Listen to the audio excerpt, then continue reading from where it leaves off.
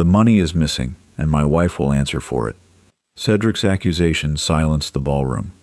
Only moments earlier, the musicians had been playing a lively country dance while servants carried champagne between clusters of jeweled guests. Now every face had turned toward Beatrice Blackwood. With Lady Celeste Vale standing beside him, the Duke of Blackwood announced that his wife had stolen the Winter Relief Fund and demanded that she surrender her keys before the magistrate arrived. The guests who had once praised Beatrice's careful management now watched her as though she were already convicted. £10,000 had vanished, money meant to purchase grain, coal, and medicine for 6 villages before the first hard frost. Beatrice had spent 3 months negotiating favorable contracts, and another 2 persuading wealthy landowners to contribute. She knew every donation, every promised delivery, and every family depending upon that fund. She also knew that the money had been in the estate bank 4 days ago. Lady Celeste lowered her eyes with an imitation of sorrow. Crimson silk clung to her slender figure, and a string of Blackwood pearls rested against her throat.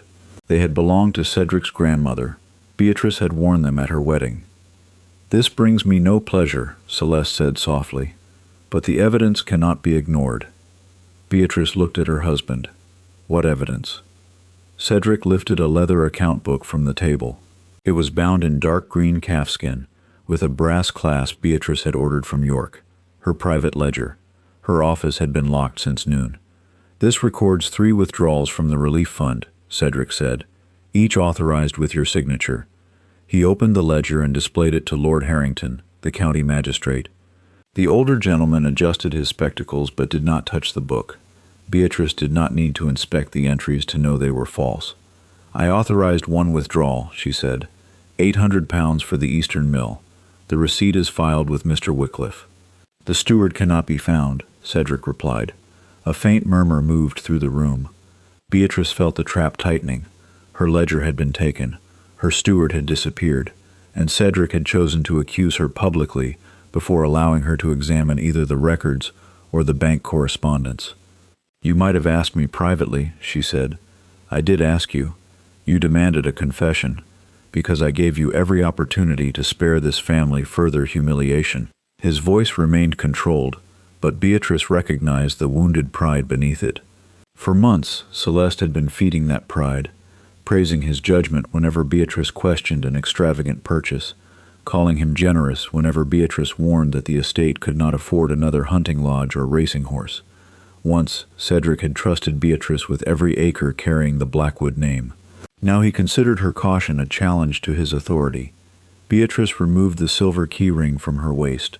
The keys clicked softly against one another, but not before she noticed that one had been replaced. Her archive key was narrow, with 3 uneven teeth, and a tiny rose carved into its bow. This key was smooth, recently cut, and slightly heavier. Someone had entered her locked office, copied her records, and expected her not to recognize the difference. "I will surrender the keys," she said, meeting Cedric's eyes, "after you tell these people who authorized the sale of the northern grain." Cedric's expression changed. It lasted no more than a heartbeat, but Beatrice saw it. He had signed something. Celeste's fingers tightened around her fan. "I do not see what grain has to do with stolen money," she said. "It has everything to do with it." Beatrice took 1 step toward the long table. "The northern granary held enough wheat to feed 6 villages until February. Yesterday, I received notice that half the stores had been removed under the Duke's authority. No buyer was listed. No payment entered the estate accounts." Cedric's jaw hardened. "I approved a temporary transfer." "To whom?" "That is not your concern. The grain belonged to the Relief Trust. Its disappearance is precisely my concern." A few guests shifted uncomfortably. Lord Harrington's attention moved from Beatrice to Cedric. Celeste opened her fan. "Your Grace, surely we need not permit a suspected thief to distract us with another accusation." Beatrice turned toward her. A spot of black ink marked the edge of Celeste's right glove. The entries in Beatrice's ledger had been written in black iron gall ink. "You are right," Beatrice said. "We should examine the evidence." She placed the keyring upon the table, but kept 1 finger over the false archive key. "Lord Harrington, I ask that you compare the handwriting in those withdrawals with the correspondence I sent you last month. I also ask that no one remove this ledger from the room." Cedric shut the book. "This is my house. And that is evidence in a criminal accusation." His face flushed. "Do you mean to instruct me before my own guests?" "I mean to defend myself before the audience you selected." The words struck harder than a shout. A woman near the fireplace lowered her gaze. Cedric stared at Beatrice, as though he no longer recognized the wife who had spent 12 years solving his family's crises in silence. Then the chapel bell began ringing, not the measured toll summoning servants to evening prayer, but a violent, repeated alarm. Once, twice, again and again. Beatrice turned toward the windows. Beyond the glass, an orange glow rose against the dark horizon, the northern granary. A servant stumbled through the ballroom doors, his coat smoking and one sleeve scorched. He bent forward, struggling to breathe. "The northern granary is burning," he cried, "and the account books are still inside." Beatrice seized her cloak from a chair. Cedric caught her wrist. "You are not leaving before the magistrate arrives. If those books burn, you will lose the only records proving where the grain went." For an instant, uncertainty broke through his anger. Celeste stepped between them. The fire may have been arranged to destroy evidence. Beatrice looked down at the ink on Celeste's glove, then at the false key beneath her own hand. "Yes," she said, "I believe it was." A second servant appeared at the doorway. "My lady," he gasped, addressing Beatrice instead of the Duke. The granary doors were chained from the outside. The room went still. "There are men trapped inside." Beatrice tore her wrist from Cedric's grasp and ran toward the doors. Behind her, she heard him order the guards to stop her, but another sound rose beyond the windows, the distant roar of villagers gathering at the burning granary, and above it came 3 desperate blows from inside the locked building. Someone was alive in there, and someone at Blackwood Hall wanted them dead. Beatrice reached the entrance hall before the guards caught up with her. "Your Grace, the Duke ordered us." "Then obey him after the men inside that granary are safe." She seized a lantern from the wall and pushed through the front doors. Freezing air struck her face. The northern sky burned orange beyond the bare trees, and sparks rose above the estate roofs like a swarm of fireflies. Behind her came the heavy footsteps of Cedric, Lord Harrington, and several guests who had abandoned the ballroom. Lady Celeste remained inside. Beatrice climbed into the nearest carriage. "The northern granary," she ordered. The coachman hesitated. "His Grace has not—" "Drive, Thomas." The horses surged forward. Cedric caught the carriage rail and pulled himself onto the step before it cleared the courtyard. His evening coat was unfastened, and fury sharpened his features. "You will return to the house. There are men trapped inside. And if this fire is part of your deception?" Beatrice stared at him. "Then you may arrest me after I have saved them." "You cannot save anyone by running into a burning building. I designed its ventilation system. I know where the grain chutes lead, and which wall will collapse first." That silenced him. 3 years earlier, when damp had ruined half the estate's wheat, Beatrice had studied agricultural plans and redesigned the granary herself. Cedric had signed the final drawings without reading them. At the time, he had kissed her forehead and called her his clever Duchess. Now he sat opposite her as though intelligence itself were evidence of guilt. The carriage had barely stopped when Beatrice jumped down. Nearly 100 villagers surrounded the burning building. Men carried buckets from the well, while women pulled children away from the smoke. Flames poured through the eastern windows. The iron chains securing the main doors glowed red in places but remained intact. A young woman rushed toward Beatrice.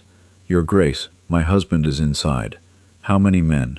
4, perhaps 5. Beatrice scanned the walls.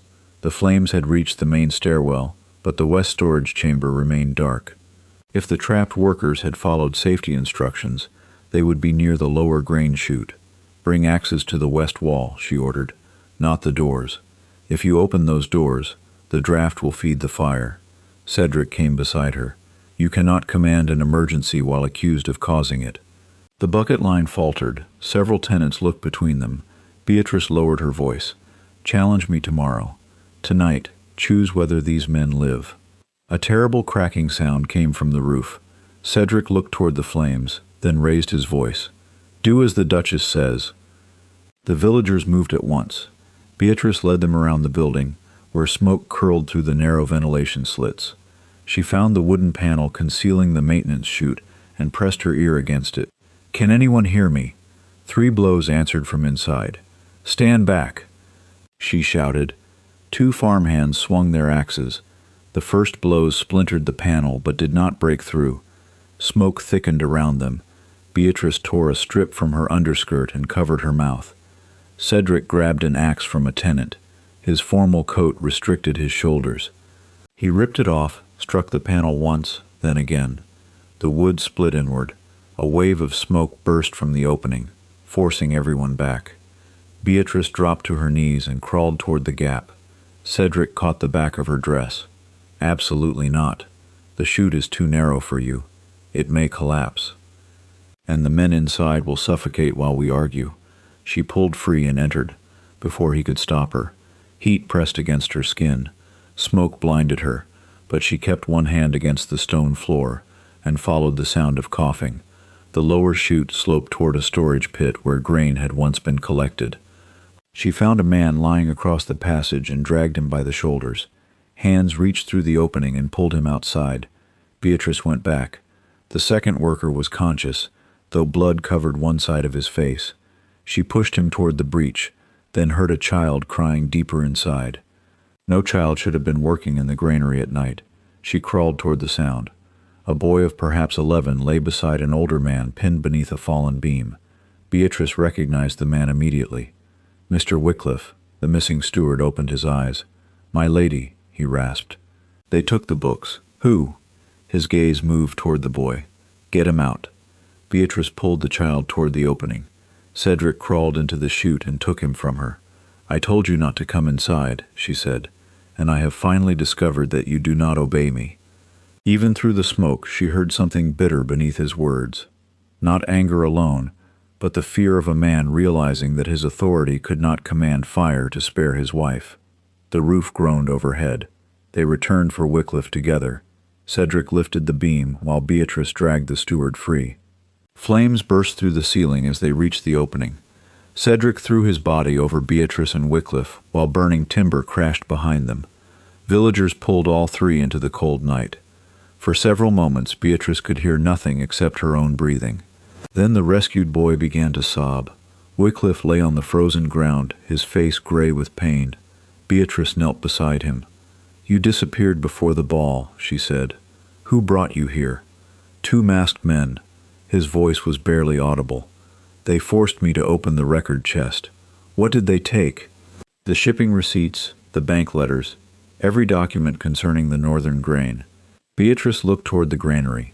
The fire had destroyed whatever remained. "Did you recognize either man?" Wycliffe's trembling fingers closed around her wrist. One wore a Blackwood guard's coat. Cedric stiffened behind her. The other had a woman's voice. Before Beatrice could ask another question, a rider approached through the crowd. Lord Harrington followed him, carrying a sealed envelope. "This messenger has come from the county bank," the magistrate announced. The rider dismounted and handed Cedric the envelope. "Urgent notice for his grace." Cedric broke the seal. Firelight moved across his face as he read. "What is it?" Beatrice asked. He did not answer. Lord Harrington took the letter from his hand and read it aloud. "By order of the directors, all Blackwood accounts are frozen pending investigation into fraudulent withdrawals authorized with the ducal seal." The villagers began murmuring. Beatrice rose slowly. "How much was withdrawn?" Lord Harrington examined the next page.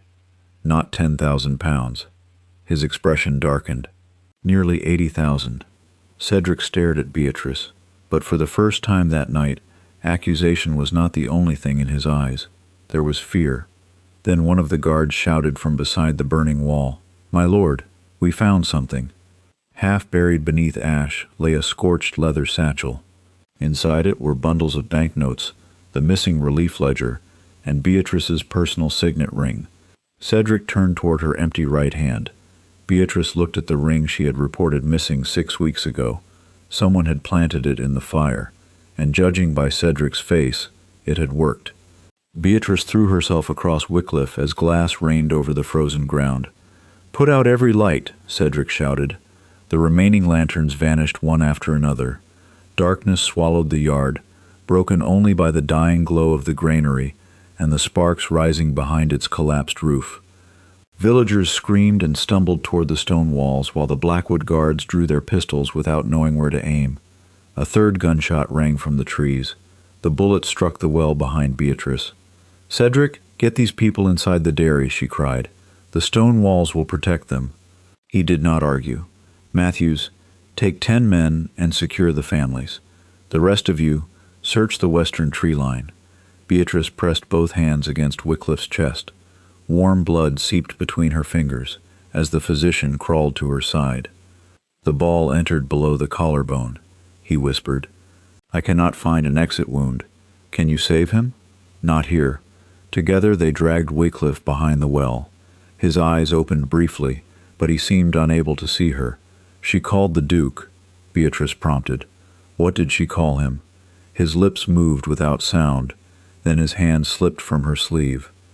The physician placed 2 fingers against Wycliffe's throat. "He is alive, but barely. We must carry him to the house." Cedric emerged from the darkness, crouching beside them. Soot blackened his face, and blood from a cut above his brow had dried along his temple. Was he able to name her? No. Cedric looked toward the trees. The shooter was waiting for him to speak, which means Wycliffe recognized more than a voice. Celeste appeared beside the open carriage door. "We should leave before the assassin fires again." Beatrice turned sharply. "You were standing close enough to hear him." "I heard only a dying man's confusion. He is not dead." Celeste's gaze dropped toward Wycliffe. For the briefest moment, Beatrice saw no fear or compassion in her expression, only calculation. Lord Harrington ordered 2 constables to lift the steward onto a makeshift stretcher. No one travels alone. The contract, the satchel, and every witness returned to Blackwood Hall under guard. A constable came running from the western field. "We found hoofprints, sir. 1 horse. The rider escaped toward the old quarry." "Any sign of a weapon?" "Only this." He held out a strip of dark blue wool torn on a thorn bush. 4 silver threads had been embroidered along its edge. Cedric took it. "Blackwood livery." "Or cloth cut from one of your uniforms," Beatrice said. His eyes met hers. They both understood what that meant. The conspiracy had access not only to the estate's accounts and seals, but also to its servants' quarters, offices, and guards' clothing. Someone inside Blackwood Hall had opened every door. As the procession prepared to leave, Beatrice noticed the rescued boy standing alone near the ruined granary. His face was streaked with ash, and he clutched something beneath his coat. She approached him slowly. "What is your name?" "Samuel Reed, Your Grace." "Why were you inside the granary tonight?" His eyes darted toward Celeste's carriage. "Mr. Wycliffe told me to hide." "From whom?" Samuel trembled. "The woman with the veil." Before Beatrice could ask more, Cedric called for her. Samuel flinched and stepped back. "What are you holding?" "Nothing." Beatrice lowered her voice. "The person who shot Mr. Wycliffe may come for you next. If he gave you something, I need to protect it." The boy looked toward the constables. Then he drew a small brass key from beneath his coat and pressed it into her palm. He said only you would know what it opened. Beatrice recognized the rose carved into its bow, her real archive key. She closed her fingers around it before anyone else could see. "Tell no one," she whispered. "Stay beside the physician until we reach the hall." During the journey back, Beatrice sat beside Wycliffe while the carriage rocked over the frozen road. Samuel remained opposite her. Cedric rode outside with the guards, and Celeste followed in her own carriage. Wycliffe regained consciousness only once. His eyelids fluttered, and his voice emerged as a breath. "Blue room." Beatrice bent closer. "What is in the blue room?" "Behind. The portrait." His body convulsed. The physician held him down until the seizure passed, but Wycliffe did not wake again. The blue room was the oldest private sitting room at Blackwood Hall. Cedric's late mother had used it for receiving her closest companions. Since her death, the room had remained locked. Celeste had occupied it for the past 6 months. When they reached the house, Lord Harrington placed Wycliffe in a guarded chamber and ordered every exterior door secured. No guest or servant was permitted to leave. Lady Celeste stood in the entrance hall, pale but composed. "My maid has searched everywhere," she announced. "The gloves are missing." "Of course they are," Beatrice said. Celeste's eyes filled with offended tears. You cannot still believe that I forged those accounts. I believe someone entered my office with my stolen key, used my ring, copied my handwriting, and then tried to murder the only witness." Cedric stepped between them. "This will not become another public spectacle." "You created the first one," Beatrice replied. His expression tightened, but he did not deny it. Lord Harrington instructed Beatrice to remain in her rooms under a constable's supervision. Cedric objected, yet the magistrate would not yield. "Until the source of that ring and the forged ledger is established, the Duchess remains a suspect." Beatrice climbed the stairs without protest. At her door, she waited until the constable turned to answer a servant's question. Then she slipped the brass key from her sleeve and pressed it into the lock of the narrow passage connecting her dressing room to the old archive corridor. It turned. 10 minutes later, she reached the blue room through the servants' stairway. The chamber smelled of rose perfume and dying embers. Celeste's crimson shawl lay across a chair. Beside it rested an open writing box containing black ink. Beatrice crossed to the portrait Wycliffe had mentioned, a severe painting of Cedric's mother wearing mourning silk. Behind the frame, her fingers found a recessed metal catch. A hidden compartment opened inside the wall. It contained Celeste's black-stained gloves, 3 blank sheets bearing Cedric's signature, and a bundle of letters tied with silver ribbon. Beatrice opened the first letter. It was addressed to Julian Vale. "Cedric still believes his wife is responsible. Once she is arrested, he will sign anything placed before him." Footsteps sounded in the corridor. Beatrice returned the papers to the compartment, keeping only one letter inside her sleeve. She closed the panel just as the door handle began to turn. Cedric entered first. Celeste stood behind him, accompanied by Lord Harrington and 2 constables. Her gaze moved from Beatrice to the portrait. Then she smiled. "I told you she would break into my room," Celeste said. Cedric looked at Beatrice with an expression colder than anger. Lord Harrington raised one hand. "Your Grace, step away from the wall." Celeste crossed to her writing desk and opened the lower drawer. From inside, she withdrew a velvet pouch and emptied its contents onto the table. Beatrice's missing jewelry spilled across the polished wood. Among the diamonds lay a small bottle labeled arsenic, and a letter promising Julian Vale that Cedric would be dead before the 1st of December. The letter bore Beatrice's signature. Cedric reached the stable before the first constable had saddled his horse. "St. Agnes is 3 miles east," Beatrice said as she followed him into the courtyard. "If Celeste and Mercer left through the servants' gate, they may already be there. You are not coming. Wycliffe entrusted the accounts to me. And someone has already tried to kill you twice tonight. They tried to kill Wycliffe because he knew the truth. If those records are destroyed, I may be hanged for crimes I did not commit." Cedric turned toward her. "I will not allow that. You allowed me to be accused before 80 guests." The words stopped him. Rain began to fall, hissing against the courtyard torches. Cedric's expression shifted, but whatever apology might have formed remained trapped behind his pride. "That was before I knew the evidence had been planted. You still do not know that I am innocent." "No," he admitted. "But I know I signed blank pages because Celeste told me it would save time. I know I ignored your warnings because I resented needing them. And I know every disaster tonight began with a decision I made." It was not enough to repair what he had done, but it was the first honest thing he had said.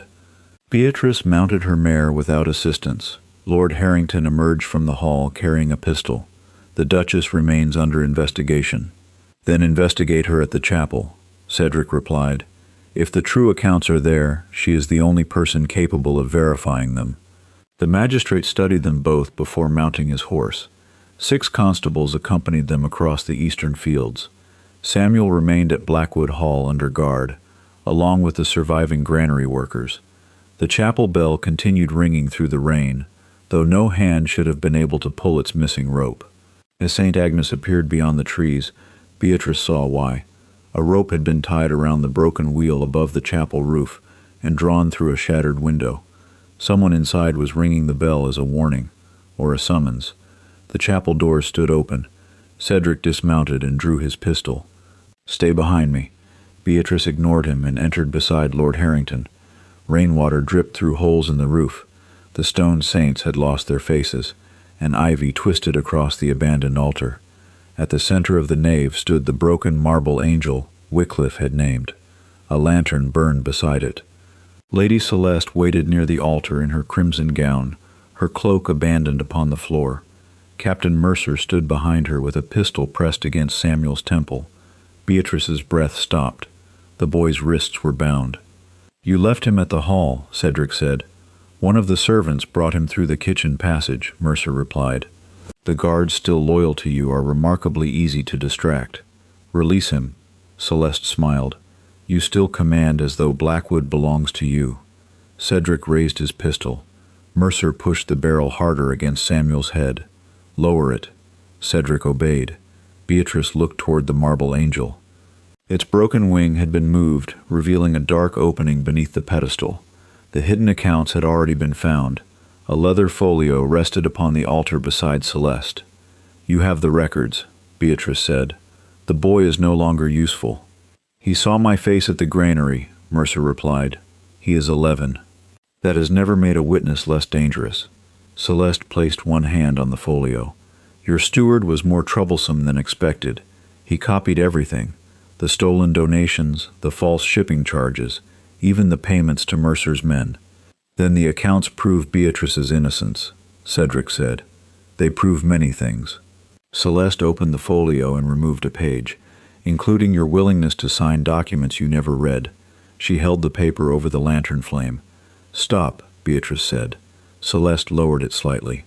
"Give me the false letter and the document you took from my room," she demanded. "In return, the boy walks free." Lord Harrington shook his head. "Those items are under official protection." "Then watch him die under official protection." Samuel began to tremble. Beatrice reached into her sleeve and produced Celeste's letter. Cedric caught her wrist. "If you surrender that, we lose the clearest proof against her. If I do not, Samuel loses his life." Celeste's smile sharpened. "Always protecting tenants before your own family. No wonder Cedric grew tired of you." "No," Beatrice replied. "He grew tired of being reminded that power carries responsibility." Cedric looked away. A movement flickered behind the ruined altar. A veiled woman stepped from the shadows, dressed entirely in black. She walked with a silver-headed cane and carried herself with the rigid elegance Beatrice remembered from the first years of her marriage. Cedric's pistol slipped from his hand. "Mother?" The Dowager Duchess removed her veil. 7 years had aged Lavinia Blackwood, but there was no mistaking her severe gray eyes or the scar along her left jaw. Beatrice had watched her coffin lowered into the family vault after a carriage accident in France. The remains had been so badly burned that no one had been permitted to view them. "You always were an obedient boy when properly frightened," Lavinia said. Cedric's face turned ashen. "We buried you. You buried a servant who died in my carriage." Even Celeste seemed uneasy in the older woman's presence. Lavinia approached her son and examined him without affection. "I gave you a respected name, a magnificent estate, and a wife capable of preserving both. Yet you surrendered your authority to the first pretty woman who praised you. You arranged this? I tested you. You stole from my tenants. You burned my granary. I removed the weak foundations beneath Blackwood. Unfortunately, you were among them." Beatrice understood then that Celeste was not the architect of the entire scheme. She had been selected, trained, and given access by someone who knew every weakness in Cedric's character. "Why?" Beatrice asked. Lavinia's attention shifted toward her. "Because this estate should never have belonged to you. I do not own Blackwood. The trust deed placed its survival in your hands. The tenants obey you. The bank respects you. Even my son required your permission to sell grain grown upon his own land. The trust protected food intended for starving families. It made a duchess more powerful than a duke." Rain struck the broken windows. Lavinia's contempt was not merely personal. Beatrice had committed the unforgivable act of succeeding where Cedric failed. "You forged the withdrawals to have me arrested," Beatrice said. "Then you intended to remove Cedric and control the estate through the Veil Company." Lavinia smiled faintly. "You understand most of it." "Most?" The chapel door slammed shut behind them. Armed men emerged from the side aisles, wearing Blackwood uniforms. Mercer's loyal guards surrounded the constables and took their weapons. Celeste carried the leather folio toward the lantern. "We no longer need to burn all the accounts," Lavinia said. "Only the pages that contradict the story the county will be told." She turned to Lord Harrington. "The Duke and Duchess of Blackwood conspired to steal £80,000. When their steward discovered the truth, Cedric shot him. Beatrice then poisoned her husband and attempted to flee." Cedric stepped in front of Beatrice. "You cannot make anyone believe that." Lavinia raised her cane. Mercer fired. Cedric's body jerked and collapsed against Beatrice, blood spreading across his side.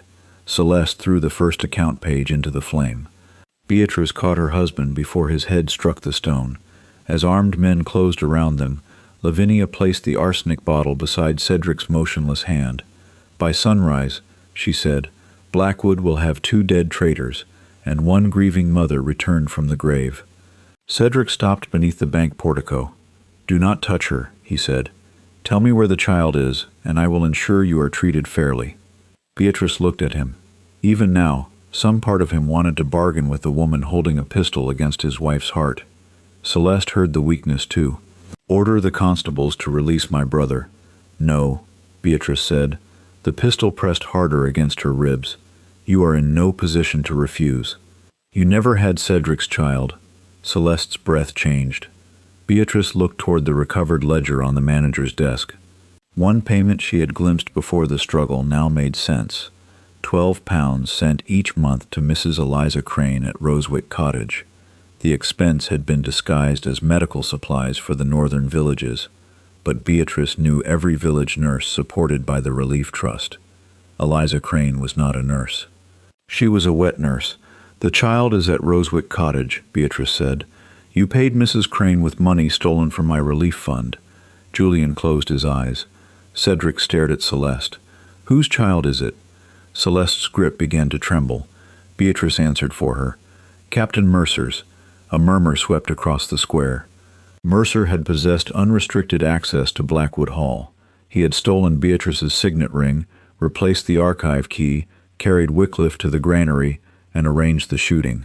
But his role had begun long before the forged accounts. Celeste had arrived at Blackwood already carrying his child. "You cannot prove that," she hissed. "The parish register can," Beatrice replied.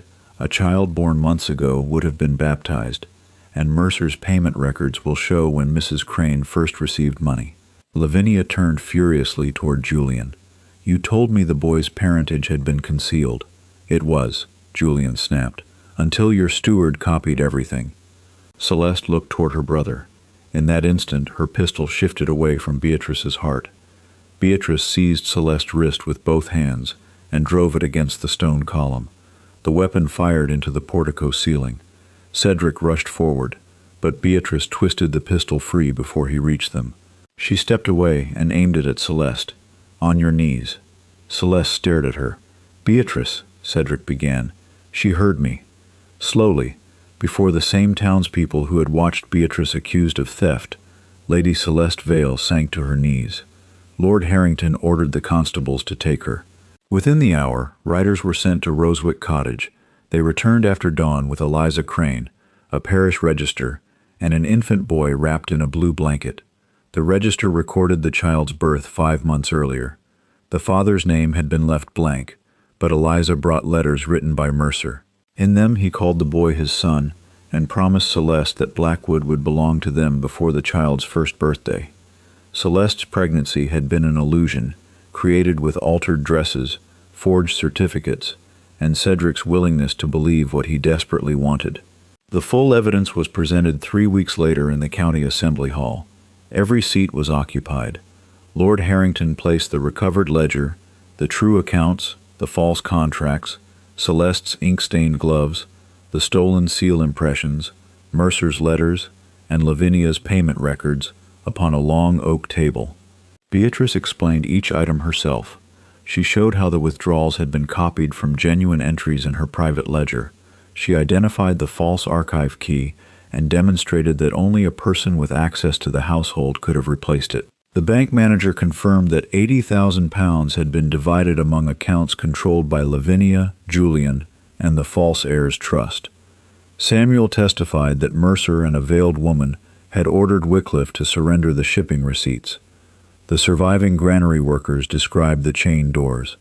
Eliza Crane identified Celeste as the woman who had brought Mercer's child to Rosewick. Finally, Beatrice produced the letter she had saved from the crypt. In Lavinia's own handwriting, it stated, "Cedric's hunger for an heir will make him distrust his wife. Once Beatrice is disgraced, he will surrender control without realizing he has done so." No one in the hall spoke when Beatrice finished. The scheme had required forged papers, stolen money, arson, and murder, but it had succeeded because Cedric had signed blank pages, ignored his wife's warnings, committed adultery, and publicly accused her rather than examine evidence that offended his pride. Lavinia Blackwood was charged with conspiracy, fraud, arson, and the murder of Wycliffe. Her personal fortune was seized to repay the Relief Trust. Julian Vale was imprisoned for fraud, blackmail, and conspiracy. The Vale Mercantile Company was dissolved, and its remaining assets were distributed among the affected tenants. Captain Mercer survived his injuries and confessed in exchange for avoiding the gallows. He received transportation for life. His son was placed with Eliza Crane under a settlement funded from Mercer's confiscated property, not punished for the crimes of his parents. Celeste was convicted of fraud, attempted murder, and conspiracy. Her claim to any connection with Blackwood was publicly rejected. Then Cedric rose. He wore no ducal robes. His wounded side forced him to support himself with a cane. "My wife did not steal from Blackwood," he said. "She preserved it." His voice carried through the hall. "I accused her publicly because I valued obedience over truth. I ignored her warnings because her competence exposed my carelessness. I betrayed our marriage, concealed that betrayal, and allowed another woman to use my desire for an heir against the people entrusted to my care." He turned toward Beatrice. What happened to her reputation, security, and authority was not caused only by the conspirators. I caused it by choosing not to trust the person who had earned my trust every day for 12 years. Cedric then signed documents, surrendering permanent control of the estate finances to an independent board chaired by Beatrice.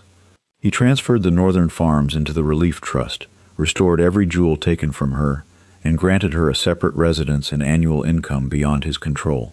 Finally, he withdrew his opposition to a formal separation. "I ask no forgiveness," he said.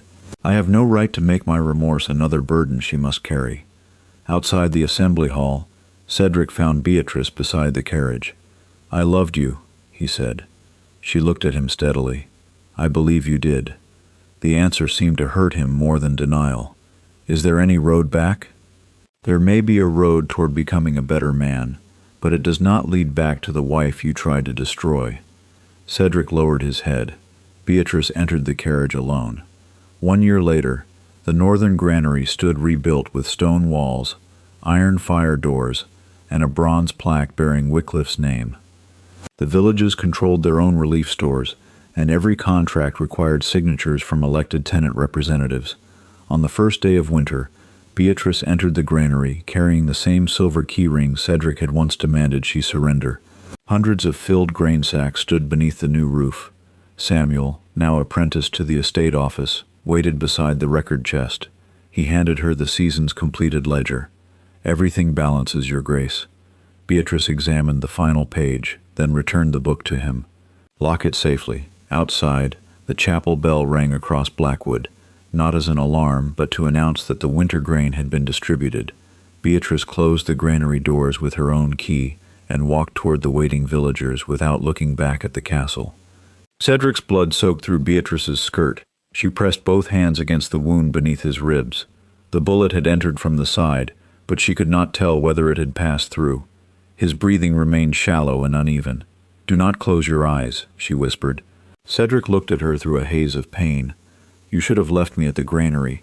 You do not get to escape accountability that easily." A faint, broken laugh escaped him. Across the chapel, Celeste continued feeding account pages into the lantern.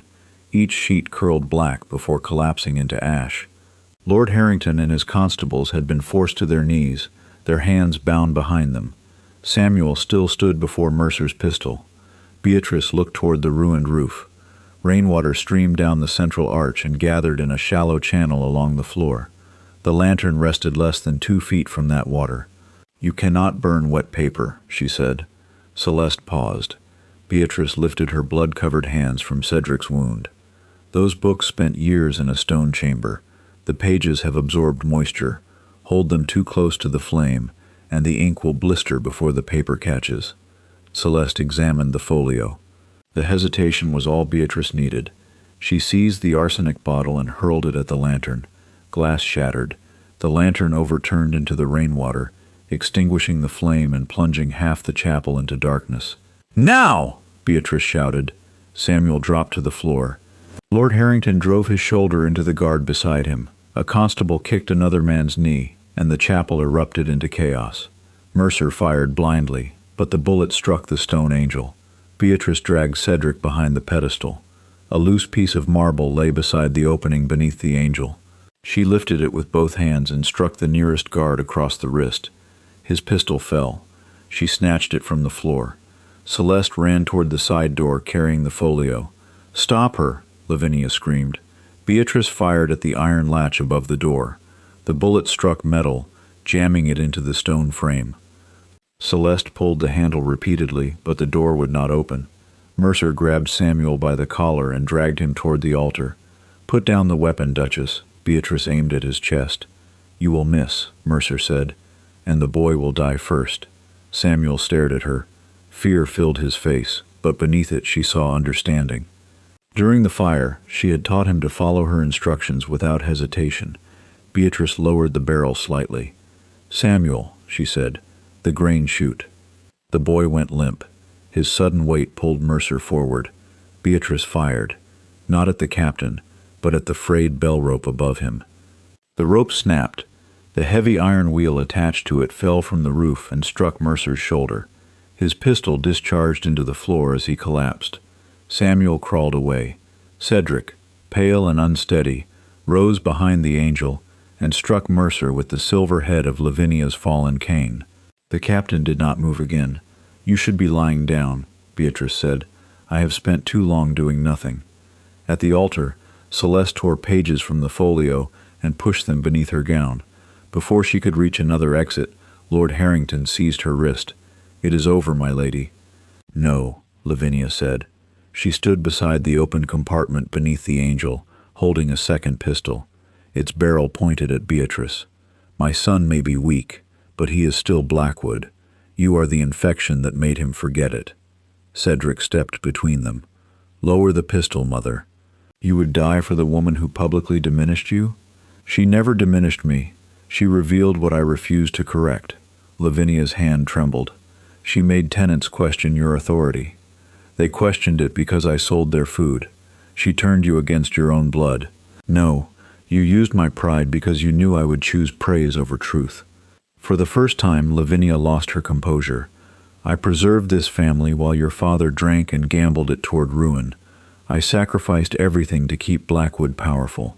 And now you have burned its grain, stolen its money, and murdered its steward. I did what survival required." "You did what control required," Lavinia fired. Beatrice pulled Cedric aside. The bullet tore through his coat and struck the marble angel behind them. Lord Harrington lunged toward Lavinia, but she retreated through the opening beneath the pedestal. A hidden stairway descended under the chapel. "Stay with Cedric," Beatrice told the magistrate. "You cannot follow her alone," Cedric said. "If she escapes with the remaining evidence, all of this becomes accusation against accusation." Beatrice took the lantern from a fallen guard and entered the passage. The stone steps led into a narrow crypt. Cold air moved through the tunnels, carrying the smell of wet earth and old coffins. Ahead, Lavinia's black dress disappeared around a corner. Beatrice followed until the passage opened beneath the Blackwood family vault. A stone coffin stood empty. Lavinia's name had been carved across its lid. Beside it were wooden crates containing banknotes, forged seals, bottles of poison, and bundles of letters. Beatrice saw correspondence from Julian Vale, payment records for Mercer, and reports describing her movements for the past year. Lavinia had built an archive of the conspiracy beneath her own grave. "You always needed proof," the dowager said from the darkness. "That is why you will die surrounded by it." Beatrice turned. Lavinia stood at the tunnel entrance holding a burning torch. Oil had already been poured across the floor. You cannot destroy all of this before the others arrive. I do not need to. She dropped the torch. Flames raced along the oil toward the crates. Beatrice pulled off her cloak and beat at the fire, but it spread too quickly. Smoke filled the vault. The letters nearest the entrance began to burn. Then she noticed a narrow drainage channel running beneath the coffins, the same medieval water system she had discovered while repairing the chapel foundations 4 years earlier. Beatrice seized the iron bar beside the empty coffin and forced it beneath the drainage stone. Her burned palm slipped, but she pushed until the slab lifted. Rainwater burst through the channel. It flooded across the floor, extinguishing the oil before the flames could reach the largest crates. Lavinia stared at the water around her shoes. "You repaired this chapel," she said. "I repair what your family destroys." Voices echoed from the passage. The constables were coming. Lavinia fled toward a second tunnel. Beatrice grabbed the nearest bundle of letters and followed, but the passage ended at an iron door opening onto the cliffs above the river. Cold wind swept through the darkness. Lavinia stood at the edge, holding the final ledger against her chest. Below her, the river surged between jagged rocks. "Take one more step," she warned, "and Blackwood's last secrets die with me." Beatrice stopped. The ledger bore the seal of the county bank. It contained the only complete record of the missing £80,000. Behind Beatrice, footsteps drew nearer. Lavinia smiled and held the ledger over the cliff. Then a second figure emerged from the trees behind her. Julian Vale placed a pistol against the dowager's back. "I believe," he said, "that ledger belongs to me." Lavinia did not turn. "You were instructed to wait in London," she said. Julian Vale pressed the pistol more firmly against her back. Rain flattened his pale hair against his forehead, and mud stained the expensive boots of a man unaccustomed to walking anywhere. "You were also instructed to deliver Blackwood to my company without attracting the attention of a magistrate," he replied. "Instead, you burned a granary, shot a steward, and allowed my sister to be arrested. Celeste allowed herself to be caught. She trusted you." She was useful. Julian's mouth hardened. Whatever affection he possessed for his sister had just collided with the truth of Lavinia's contempt. Beatrice kept the bundle of letters hidden beneath her cloak. Behind her, the approaching footsteps had stopped. Lord Harrington's men were close enough to hear, but someone, perhaps Cedric, had understood that entering too soon might send the ledger into the river. "Give me the book," Julian said. Lavinia glanced toward Beatrice. "If I surrender it, he will kill us both." "He needs me alive," Beatrice replied. Julian smiled. "Do I?"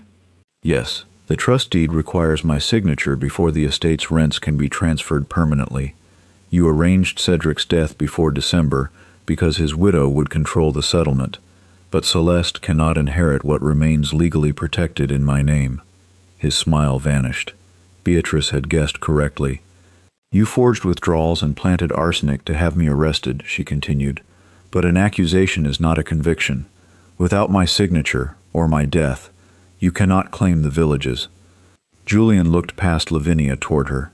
"My sister told me you were clever. She should have listened to herself." Lavinia shifted suddenly and struck Julian's wrist with her silver-headed cane. The pistol fired into the air. She twisted away, clutching the ledger, but Beatrice seized the edge of her black veil. The fabric tore. Julian recovered and aimed again. "Drop the book!" Lavinia stepped backward onto the wet cliff edge. Stone crumbled beneath her heel.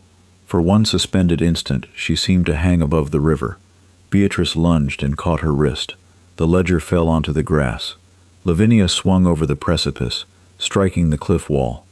Beatrice dropped to one knee, both hands locked around the older woman's arm. "Let me fall," Lavinia gasped. "No. You think saving me makes you better? No. Keeping you alive means you must answer for what you did." Julian moved toward the ledger. Beatrice saw him from the corner of her eye. "Cedric!" A shot came from the tunnel. The bullet struck the ground in front of Julian's boot. Cedric stood in the doorway, one hand pressed against his bleeding side, and Mercer's pistol held in the other. Lord Harrington supported him by the shoulder. "Step away from the book," Cedric ordered. Julian raised his weapon toward Beatrice. "If I shoot her, your wife releases your mother." Cedric's face changed. Beatrice saw the choice before him, the same poisonous choice Lavinia had taught him to make all his life. Blood against blood, title against duty, the appearance of family loyalty against the life of the woman he had already betrayed. He aimed at Julian. My mother made her decision when she tried to murder my wife. Lavinia stared up at her son. The words wounded her more than the fall. Lord Harrington and 2 constables advanced. Julian fired first. Cedric shoved the magistrate aside, but the effort tore open his wound. His shot struck Julian's pistol hand. The weapon dropped over the cliff. The constables forced Julian to the ground. Lord Harrington helped Beatrice pull Lavinia to safety. The dowager collapsed on the wet grass, breathing hard while iron restraints closed around her wrists. Cedric reached for the ledger, but Beatrice stopped him.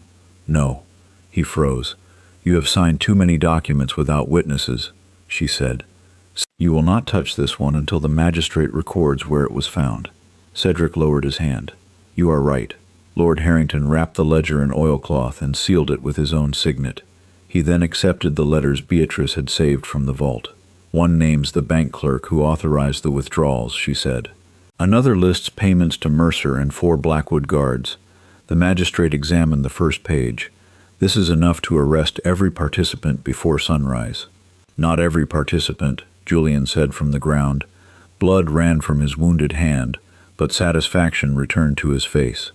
Lord Harrington looked down at him. Explain. The missing 80,000 was divided among 3 accounts.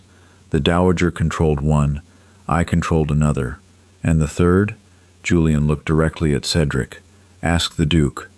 Beatrice felt the old distrust move through her, colder than the rain. Cedric shook his head. I possess no secret account. Not in your name, Julian replied. In the name of your unborn heir. Silence fell across the cliff. Beatrice had never carried a child to term. After 3 miscarriages, she and Cedric had stopped speaking about heirs entirely. The last loss had created the first great distance between them, a silence Celeste later filled with admiration and promises. There is no heir, Beatrice said. Julian laughed softly. Lady Celeste may disagree. Cedric's face went pale. You told me there had been nothing between you, Beatrice said. There was nothing until when? He could not answer. The betrayal was suddenly larger than financial recklessness.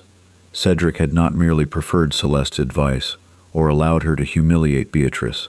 He had broken their marriage and hidden the truth while accusing his wife of dishonesty. Lavinia smiled despite the irons around her wrists. At last, she said, something your capable Duchess did not already know.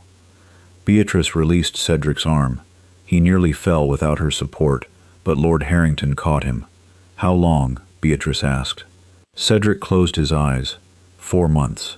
4 months. While Beatrice had negotiated grain contracts, protected the tenants' trust, and wondered why her husband no longer entered her rooms, he had been sleeping with the woman who now carried, perhaps, his child. Did you know about the pregnancy? Celeste told me 2 weeks ago, and that is why you trusted her over me. I thought she carried the future of Blackwood.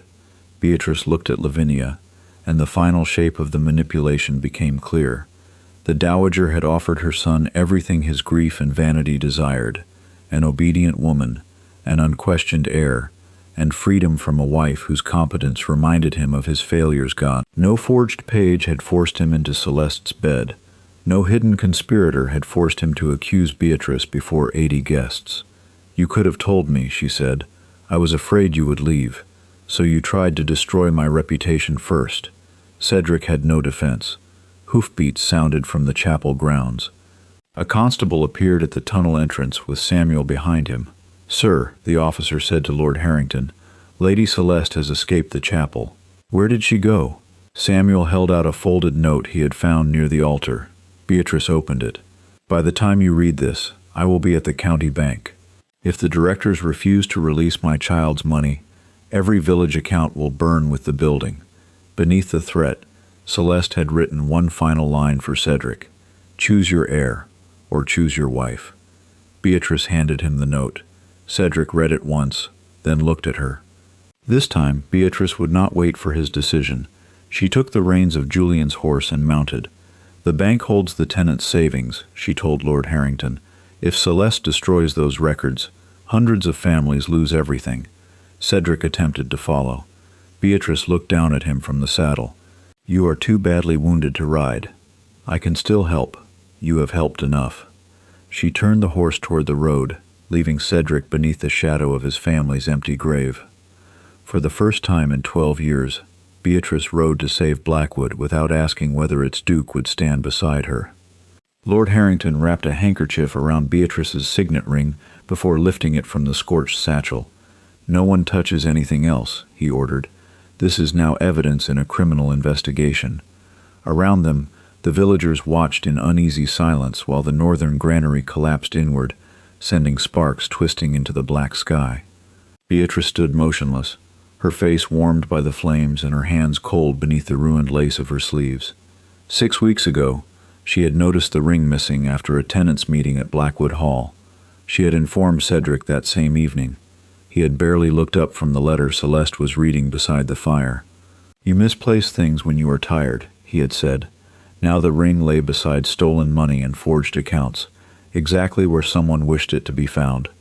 Your Grace, Lord Harrington said carefully, when did you last possess this? On the 3rd of October. I removed it in my office because ink had dried beneath the setting. When I returned after dinner, it was gone. Who knew it was missing? Beatrice looked at Cedric. My husband, my maid, and Lady Celeste. Cedric's expression hardened. You accused Celeste at the ball. Now you name her again because your ring was discovered among stolen funds. I answered the magistrate's question. Conveniently, Beatrice glanced at the black ink staining the edge of Celeste's glove in her memory, the false archive key, and the momentary fear on Cedric's face when she mentioned the sale of the northern grain. No, she said quietly. Nothing about tonight has been convenient. Lord Harrington directed 2 constables to examine the satchel. They counted 12 bundles of notes, each bound with a strip of blue paper bearing the county bank's stamp. Wycliffe watched from a blanket near the well, his breathing shallow while the village physician tended the wound on his temple. There are only £6,000 here, one constable reported. The rest is absent. Enough to implicate my wife, Cedric said, but not enough to explain 80,000. Beatrice heard the change in his voice. He still suspected her, but certainty had begun to fracture. That is because the satchel was not hidden to preserve the money, she said. It was left to be found. Cedric turned on her. And how would you know that? Because anyone who wished to keep it would not place it inside a building they intended to burn. Lord Harrington nodded once. The Duchess is correct. Unless the fire began unexpectedly, Cedric argued. Beatrice looked toward Wycliffe. The doors were chained from outside. The record chest was emptied first. This was planned. The rescued steward tried to sit up. There is more, he called. The physician attempted to restrain him, but Wycliffe raised one trembling hand. The men who brought me here demanded the relief ledger. When they found the shipping receipts, they said the Duke had signed too soon. Every face turned toward Cedric. Beatrice watched the color leave her husband's cheeks. Lord Harrington stepped closer. What did you sign, Your Grace? Cedric looked past him toward the burning building. A grain contract. With whom? The Vale Mercantile Company. Beatrice felt the name like a blade sliding between her ribs. Celeste's elder brother, Julian Vale, had founded that company after gambling away most of his inheritance. Its ships carried wine and luxury goods, not grain. More importantly, the firm had been refused credit in London only months earlier. You transferred the northern stores to Celeste's brother? She asked. He offered a better price than the local merchants. Those stores were not yours to sell. They belonged to the Relief Trust. Everything on Blackwood land belongs to Blackwood. Not after you signed the trust deed last spring. Cedric stared at her. She saw that he had forgotten it, or never read it. The grain was legally protected, Beatrice continued. Selling it without the trustee's approval may constitute fraud. His voice dropped. You drafted that deed, to prevent precisely this. A murmur spread through the tenants. Cedric looked at the families gathered around them and seemed to understand, perhaps for the first time, that his mistake would not remain inside their marriage. Children would go hungry because he had signed away their food. Why did you not tell me? He demanded. Beatrice almost laughed. but the sound would have broken something inside her. "I placed the contract objections on your desk. You returned them unopened. Because you object to every decision I make. I object when your decisions endanger people. You enjoy making me appear incompetent. Tonight, you required no assistance from me." Cedric flinched. Lord Harrington stepped between them before he could answer. "Personal grievances will wait. I need the contract and every letter exchanged with the Vale Company." "They were kept in my study," Cedric said. "Then we returned to the house." A constable lifted the satchel. Beatrice moved toward Wycliffe, but Lord Harrington blocked her path. "Until I determine how your ring came to be here, you must remain under supervision." "She saved 5 men," Cedric said unexpectedly. "That does not prove her innocent," the magistrate replied, "nor does a stolen ring prove her guilty." Beatrice looked at her husband. For one dangerous instant, the man before her resembled the Cedric she had married, the man who had once trusted her judgment and defended her before his proud mother. Then Celeste's carriage appeared at the edge of the crowd.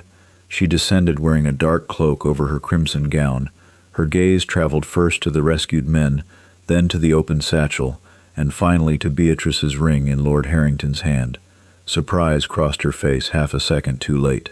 "Thank heaven you are safe," she said, hurrying to Cedric. "When I saw the flames, I feared Beatrice might attempt something desperate." Beatrice noticed that Celeste had changed her gloves. The black-stained pair was gone. "Why are you here?" Cedric asked. "A servant said you had entered the burning building." Celeste touched his arm.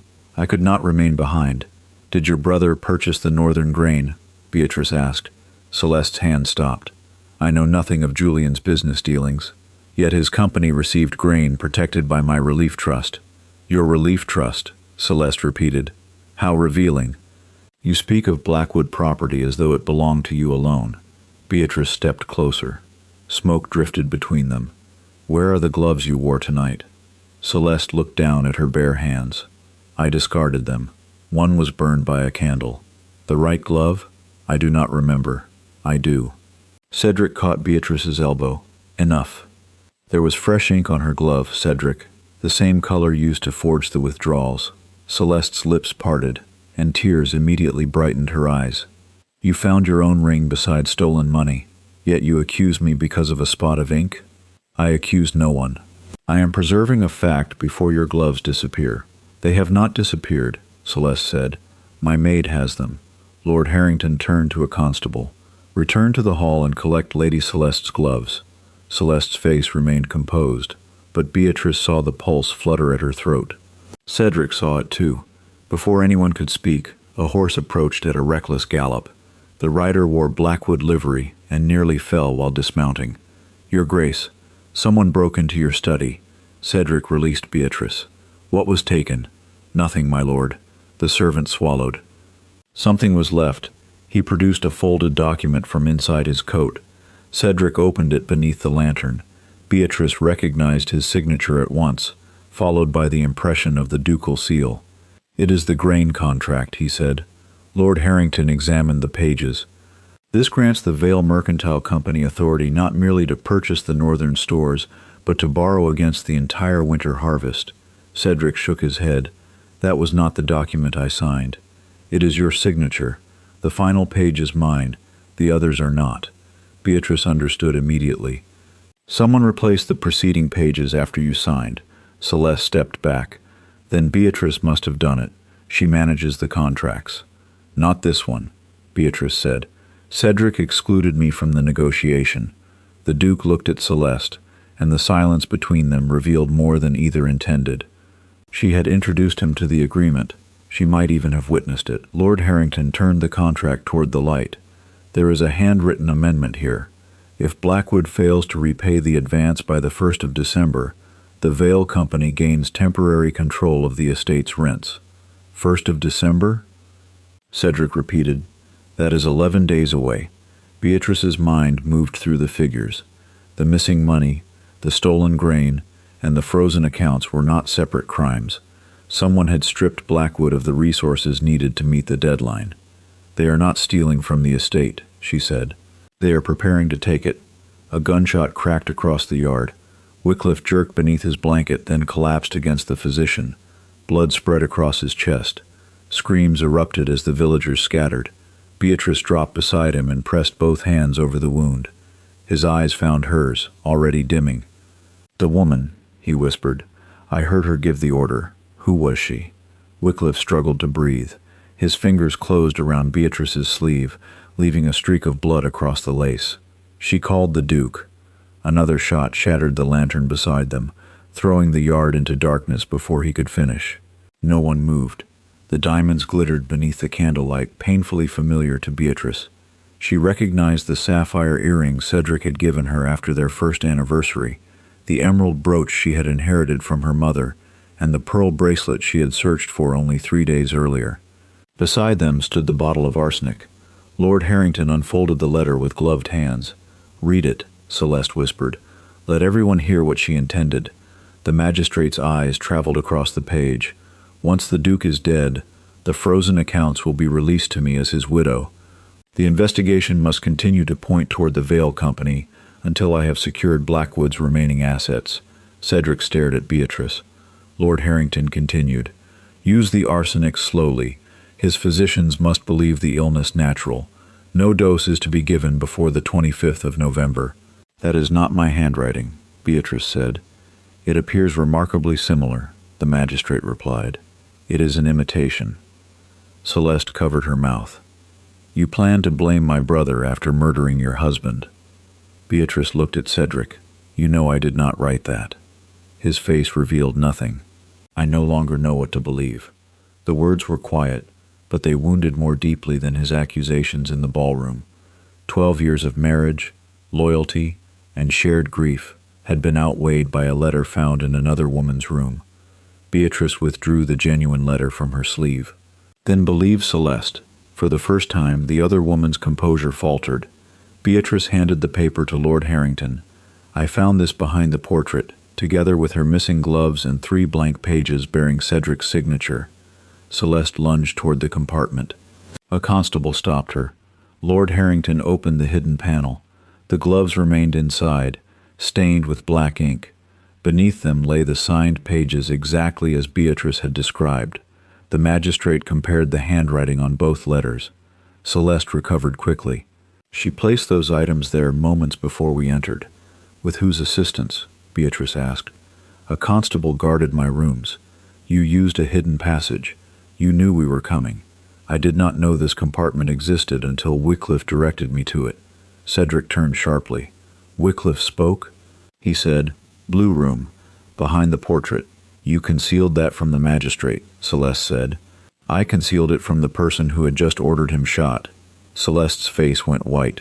Beatrice saw the error immediately. She had not accused Celeste by name, yet Celeste reacted as though she had. Lord Harrington saw it too. "Lady Celeste," he said, "how did you know the steward's shooting was connected to this room?" "I assumed that was what she meant." "You assume a great deal," Beatrice replied. Cedric picked up the letter addressed to Julian. His eyes stopped upon one sentence. "Once she is arrested, he will sign anything placed before him." His hand tightened around the page. Celeste moved toward him. "Cedric, that letter is false. She wrote it to turn you against me." Beatrice watched her husband search Celeste's face for reassurance. He wanted to believe her. Believing Celeste meant he had been deceived by his wife. Believing Beatrice meant acknowledging that his vanity had placed the entire estate in danger. He lowered the letter. The handwriting must be examined. It was not trust, but it was the first refusal Celeste had received from him. Her eyes hardened. Lord Harrington collected every document, the gloves, the arsenic, and Beatrice's jewelry. Both ladies remain suspects. Neither is to leave the hall or communicate with the Vale Company. A physician's assistant appeared at the doorway. "Sir, Mr. Wycliffe is awake." Beatrice moved first, but the constable blocked her. "He asked for the Duchess," the assistant added. "He says he has little time." Lord Harrington allowed Beatrice, Cedric, and one constable to accompany him. Celeste attempted to follow. "No," the magistrate said. "You will remain here." The steward lay beneath white sheets, his skin colorless against the pillow. Blood had soaked through the bandage around his chest. Samuel sat beside him, refusing to release his hand. Wycliffe looked toward Beatrice. "The books," he whispered. "We recovered the ledger." "Not that one." His breath caught. The physician lifted his shoulders, but the movement caused him to cry out. "The true accounts," Wycliffe continued. "I copied them before the records were taken." "Where are they?" "St. Agnes." Beatrice understood. St. Agnes was the abandoned chapel on the eastern boundary of the estate. Inside the chapel? Beneath. The broken angel. Cedric leaned closer. "Who ordered the grain removed?" Wycliffe's gaze settled on him. "You did, Your Grace." Cedric recoiled. "But the contract was altered. You signed the authorization before the pages were complete." Beatrice closed her eyes. Cedric had signed blank pages. Celeste had not needed to forge his signature because he had willingly given it to her. "Who asked you to sign them?" Lord Harrington demanded. Cedric did not answer. Wycliffe did. "Lady Celeste." The door flew open. A constable stumbled into the room. "Sir, Lady Celeste is gone." Cedric spun around. "The hall is sealed. She escaped through the servants' courtyard. One of the guards helped her." "Which guard?" "Captain Mercer." Beatrice recognized the name. Mercer commanded every armed man on the estate and possessed keys to every gate, storehouse, and private corridor. The internal conspirator had revealed himself. Wycliffe tightened his grip on Beatrice's fingers. "The shooter," he breathed. "It was Mercer." "Did Celeste order him to kill you?" Wycliffe shook his head weakly.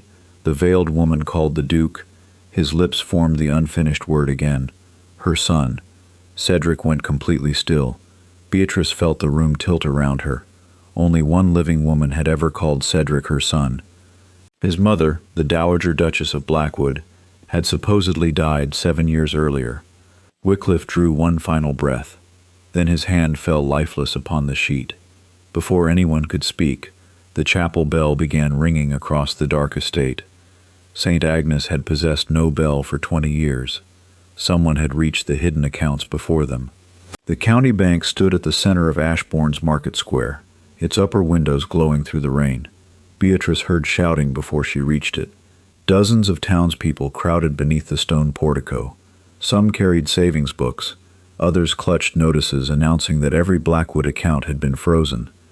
2 constables attempted to hold them back while smoke curled from a window on the second floor. "The records!" a woman cried. "They are burning the records!" Beatrice dismounted and pushed through the crowd. "The main doors are locked," a constable told her. "Lady Celeste is inside with the bank manager. She has armed men at both entrances." "How many?" "At least 3. Beatrice studied the building. Years earlier, she had negotiated the renovation of its accounting rooms after a flood destroyed several ledgers. She remembered the narrow coal passage beneath the eastern wall and the fireproof vault installed behind the manager's office. If Celeste understood the bank's structure, she would not waste time burning the vault. She would force the manager to open it. "The smoke is a distraction," Beatrice said. "Keep the crowd away from the eastern side." She led 2 constables into the alley behind the bank. The coal hatch had been secured with an iron bar, but the lock was old. One constable broke it with the butt of his pistol. Beatrice entered first. The passage opened beneath the main staircase. Smoke drifted across the ceiling, but the fire remained confined to a pile of account copies near the front windows. Voices came from the manager's office. "You have 1 minute," Celeste said. "Open the vault, or I shoot your clerk." Beatrice moved silently along the wall. Through the half-open door, she saw the bank manager kneeling beside the vault wheel. His young clerk stood near the desk with Mercer's former lieutenant holding a pistol against his back. Celeste wore a traveling coat over her crimson gown. One hand rested protectively over her abdomen. The other held a burning candle. Bundles of banknotes had been packed into 2 leather cases. "The lock requires 2 keys," the manager said. "The directors keep the second." Celeste pressed the flame to a ledger. "Then perhaps this will improve your memory." Beatrice signaled to the constables. One entered through the side door, as the other struck the armed man from behind. The pistol discharged into the ceiling. The clerk dropped to the floor. Celeste spun around. Beatrice seized her wrist before the candle touched the ledger. They struggled against the desk, scattering coins and papers. Celeste drove an elbow into Beatrice's ribs, but Beatrice twisted her arm until the candle fell harmlessly onto the stone floor. The constable restrained her. "It is finished," Beatrice said. Celeste laughed. "No, you saved copies. The true transfer orders have already been sent to London." "Under whose authority?" "Your husband's." Beatrice searched the desk. Beneath the open ledger lay 3 bank drafts bearing Cedric's signature and the ducal seal. Each transferred funds to an account established for the lawful mail issue of the Duke of Blackwood. The receiving trustee was Lavinia. Celeste had not come merely to steal money. She had come to complete the legal transfer before the conspiracy became public. Lord Harrington arrived with additional constables moments later. Julian and Lavinia were brought into the bank under guard, while Cedric followed in a physician's carriage, despite orders to remain at the chapel. He entered leaning on a cane, his face bloodless beneath the bandage visible through his torn coat. Celeste looked at him with tearful relief. "Tell them the child is yours." Cedric said nothing. "You promised to recognize him." "I promised many things while believing many lies." Her expression sharpened. "The child is not a lie." Lord Harrington placed the sealed county ledger on the manager's desk. "Then the matter will be examined formally. Until that time, Lady Celeste Vale is under arrest for fraud, arson, conspiracy, attempted murder, and theft." End quote. The crowd outside began pounding upon the bank doors. "They deserve to know their savings are safe," Beatrice said. The manager hesitated. "We cannot guarantee that until the transfers are reversed." "Can they be reversed?" "Only if the Duke declares the drafts fraudulent and admits that he signed blank instruments without reviewing them." Every person in the room looked toward Cedric. Such an admission would preserve the tenant's money, but it would publicly establish his negligence. The bank could remove him as controller of the estate accounts. Parliament might examine his fitness to manage the inheritance. Cedric looked through the windows at the tenants gathering in the rain. "Open the doors," he said.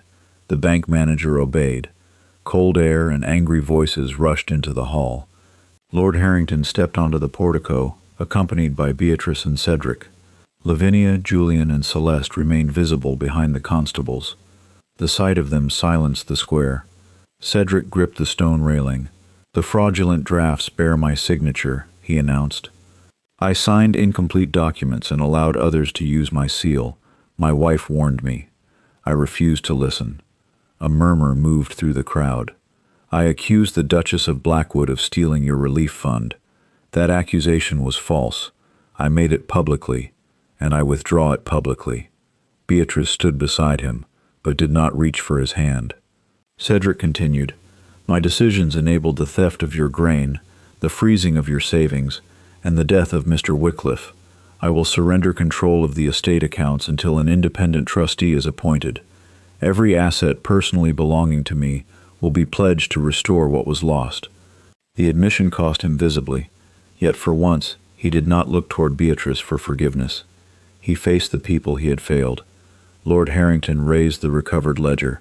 "The records found beneath St. Agnes identify every account used in the conspiracy. The missing funds will be traced. Until the investigation is complete, the Duchess's Relief Trust remains legally protected." A tenant near the front removed his cap. Then another. The gesture spread through the square, not toward Cedric, but toward Beatrice. Celeste saw it from inside the bank. "You think they love you," she shouted. "Wait until they learn what their perfect Duchess concealed." She struggled against the constables. Julian turned toward his sister. "Be silent." But Celeste pulled a folded certificate from inside her dress and threw it across the floor. It stopped at Beatrice's feet. The document carried the signature of a London physician. It confirmed Celeste's pregnancy and named Cedric as the declared father. Attached to it was a copy of an older medical report. Beatrice recognized her own name. She lifted the page and felt the market square disappear around her. The report had been written after her third miscarriage. It stated that Beatrice would never carry a child to term. She had never seen it before. Cedric had. "You received this 6 years ago," she said. His silence answered her. "You let me continue hoping. I could not bring myself to tell you." Celeste laughed bitterly. "He needed an heir, and you could never give him one." Everything he did began with that truth. Beatrice looked at the date again. Something was wrong. The physician named on the report had retired before her third pregnancy. More importantly, The description of her treatment included a medicine she had never taken. "This document is forged," she said. Celeste's laughter stopped. Beatrice examined the pregnancy certificate next. The same physician's seal appeared upon both pages, although they had supposedly been issued 6 years apart. "You used one stolen seal to manufacture my infertility and certify your pregnancy." Cedric stared at Celeste. "Are you carrying my child?" Her hand moved instinctively across her abdomen. Before she could answer, the bank manager opened the recovered county ledger. "There is a payment here to the physician named on both documents." "How much?" Lord Harrington asked. £200, issued by Julian Vale." Julian's composure finally broke. Celeste turned toward her brother. "You told me the physician destroyed that record. You were supposed to leave the country before anyone found it." The crowd erupted. Lord Harrington ordered the prisoners separated, but Celeste seized a constable's pistol from his belt. She pulled Beatrice against her and pressed the barrel beneath her jaw. "Everyone stand back." Cedric stepped forward. Celeste cocked the weapon. "I lost everything because she would not surrender what should have been mine," she said. "The title, the estate, you. You never wanted me," Cedric replied. "You wanted what my name could purchase, and you wanted a son badly enough to betray your wife." The truth struck him into silence. Celeste dragged Beatrice toward the bank's open doors. The square parted before them. Beatrice felt the pistol trembling against her skin. "You are not pregnant," she said quietly. Celeste's breath caught. "You needed Cedric to believe you were. But once the estate passed into the child's trust, Lavinia and Julian intended to dispose of you too. Stop speaking. They never planned to make you a duchess." "I said stop." Beatrice looked toward the physician's certificate in Lord Harrington's hand. Then she understood what Celeste feared more than prison. "Ask her where the child is," Beatrice said. Cedric stared at them. Celeste's grip tightened. Beatrice continued, loud enough for the square to hear. "She did not forge the pregnancy because there was no child. She forged the date because the child was born months ago." Lavinia went pale. Julian shouted for Celeste to remain silent, but Celeste's reaction had already confirmed it. Cedric stepped into the rain. "Where is my child?" Celeste aimed the pistol directly at Beatrice's heart. "If she dies," Celeste whispered, "I will tell you."